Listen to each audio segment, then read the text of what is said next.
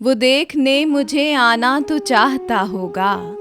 गज़ल हबीब जालिब, आवाज़ सादिया रफ़ीक, पेशकश दानिश सरा।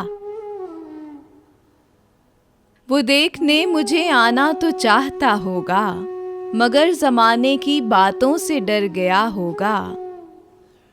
उसे था शौक़ बहुत मुझको अच्छा रखने का, ये शौक़ औरों को शायद बुरा लगा होगा।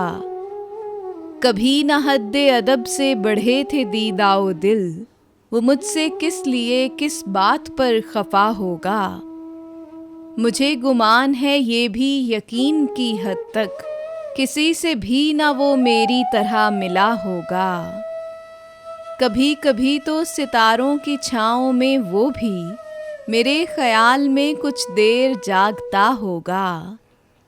वो उसका सादा ओ मासूम वालेहानापन किसी भी जग में कोई देवता भी क्या होगा।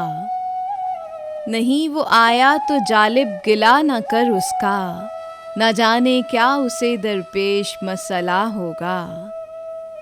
वो देखने मुझे आना तो चाहता होगा, मगर ज़माने की बातों से डर गया होगा।